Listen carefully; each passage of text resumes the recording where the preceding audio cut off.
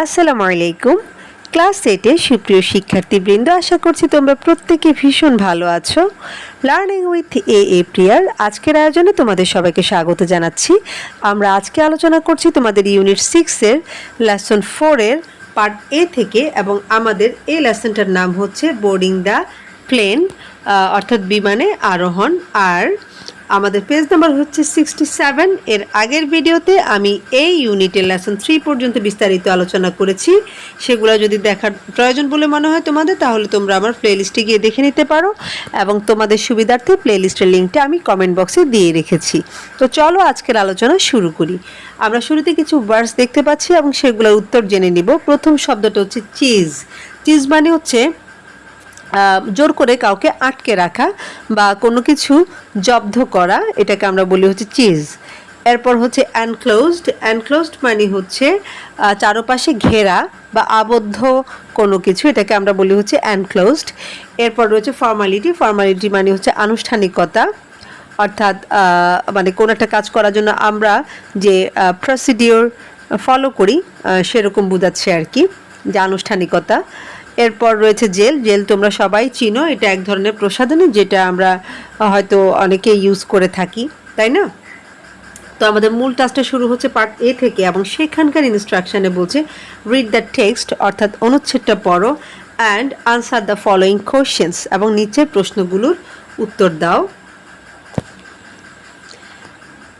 Mita, Zara, Mr and Mrs Islam all sit at the lounge. Lounge মানে হচ্ছে এই যে বিমানবন্দর, তারপর হচ্ছে লঞ্চ গার্ড, অর্থাৎ ইত্যাদি বড় বড় জায়গাগুলোতে যাত্রীদের বিশ্রামের জন্য যে জায়গাটা থাকে বা যে রুমটা থাকে সেটাকে আমরা বলি হচ্ছে লাউঞ্জ। ঠিক আছে?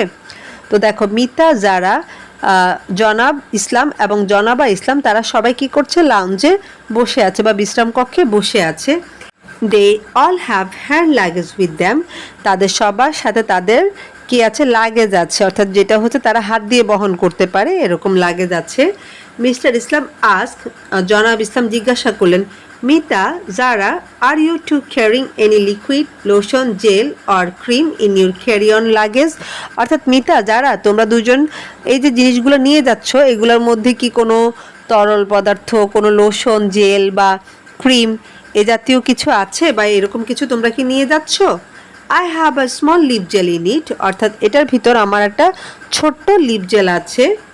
ওয়াই আঙ্কেল, অর্থাৎ কেন কাকা বা কেন চাচা? Well, if it is a very small one, যদি এটা খুব ছোট হয়, দ্যার ইজ নো প্রবলেম, সেক্ষেত্রে কোনো সমস্যা নেই।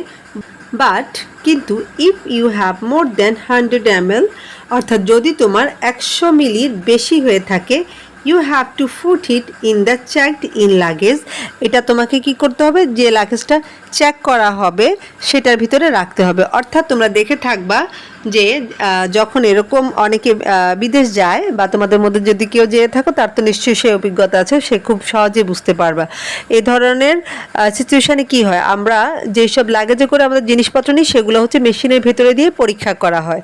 তো সেজন্য কাকা বলছে যে তোমাদের সাথে যদি এরকম কিছু থাকে, তবে সেটা যদি খুব বেশি ছোট হয় তাহলে সমস্যা নেই, কিন্তু এইটার পরিমাপটা যদি 100 মিলির বেশি হয়, 100 মিলি, তখন হচ্ছে গিয়ে তোমাকে এটা কোথায় রাখতে হবে? ওই যে মালপত্রগুলো বা যে লাগেজগুলো মেশিনে চেক করা হবে সেখানে রাখতে হবে। This R not allowed on board in hand luggage, অর্থাৎ হাতের যে লাগেজ, হ্যাঁ, এটা করে নেওয়ার কোনো নিয়ম নেই।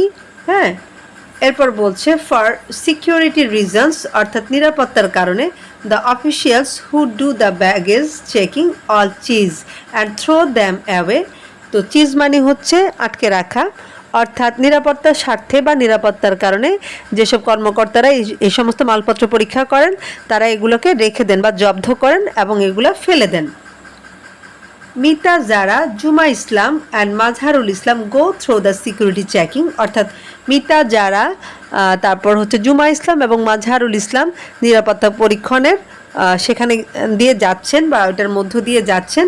And wait in the enclosed area, এবং চারদিক দিয়ে ঘেরা সেই জায়গাটায় অপেক্ষা করছেন।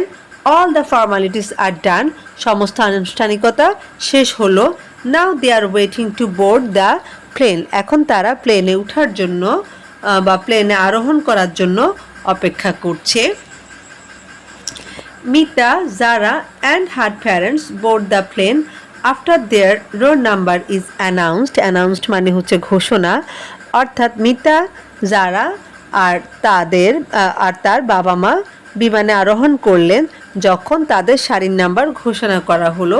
মিতা গেটস আ উইন্ডো সিট, অর্থাৎ মিতা জানালার পাশে একটা সিট পেয়েছে। হার সিট নাম্বার ইজ F23C, অর্থাৎ তার এই যে সিটের যে নাম্বার বা আসন নাম্বার সেটা হচ্ছে F23C।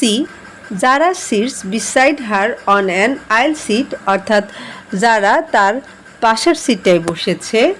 And her parents sit behind them, এবং তাদের বাবা মা তাদের পিছনে বসেছে। তো এখানে মূল ব্যাপারটা হচ্ছে কি দেখো, মিতা হচ্ছে একেবারে জানালার পাশের যে সিটটা সেখানে বসেছে, আর মিতার পাশের যে সিটটা সেটাতে বসেছে হচ্ছে যারা, এটাই বোঝানো হচ্ছে।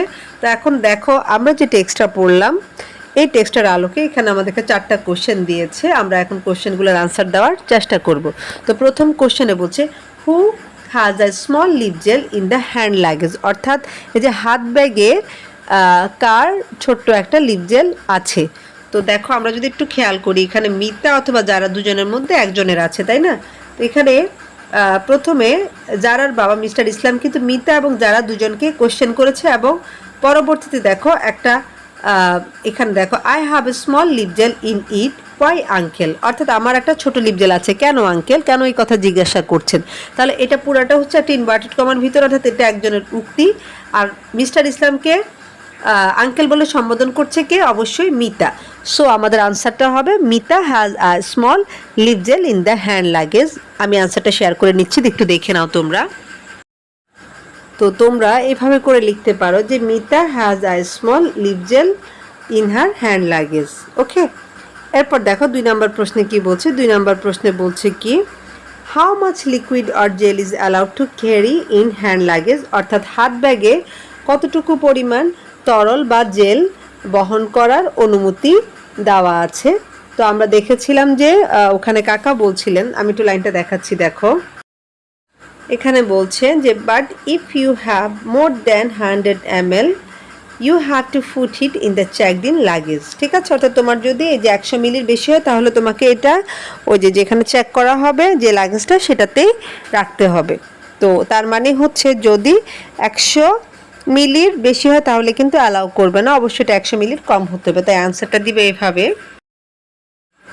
যে up to 100 ml of liquid or gel is allowed in hand luggage, অর্থাৎ 100 মিলি পর্যন্ত তরল বা জেল হাত ব্যাগে রাখার অনুমতি আছে। এরপর 3 নম্বর প্রশ্নে বলছে why are liquid gel and cream not allowed on board a plane, অর্থাৎ একটা প্লেনে আরোহণের সময় কেন এই যে লিকুইড জেল অথবা ক্রিম এগুলা বহনের অনুমতি দেওয়া হয় না। তো কারণটা ছিল কি নিরাপত্তাজনিত কারণ। সো আমরা এইভাবে লিখতে পারি যে they are not allowed for security reasons, অর্থাৎ নিরাপত্তাজনিত কারণে এগুলা অ্যালাউ করা হয় না। এবং সর্বশেষ যে কোশ্চেন ছিল এখানে বলছে which row is Mita sitting in, অর্থাৎ মিতা কোন সারিতে বসেছে। আনসার দিতে পারো এরকম Mita is sitting in the row beside window, অর্থাৎ মিতা হচ্ছে এই যে জানালার পাশের যে রটা রয়েছে সেখানেই বসেছে, এবং চাইলে ওখানে যে সি দেওয়া ছিল হ্যাঁ সেটা লিখতে পারো, যেহেতু মিটার যে সিট নাম্বার সেটা ছিল হচ্ছে F23C, এরকম ছিল জিনিসটা। তো এই হচ্ছে আমাদের আজকের আলোচনাটা তোমাদের কেমন লেগেছে সেটা অবশ্যই কমেন্টে জানাবা। যারা চ্যানেলটাই নতুন বা এখনও চ্যানেলটাকে সাবস্ক্রাইব করোনি তারা নিত্য নতুন ভিডিও পাওয়ার জন্য অবশ্যই চ্যানেলটাকে সাবস্ক্রাইব করে নিবা, এবং পরবর্তীতে আমি তোমাদের পার্ট বি থেকে আলোচনা করব। সে পর্যন্ত সবাই ভালো থাকো এবং লার্নিং উইথ AAPR সাথেই থাকো। আল্লাহ হাফেজ।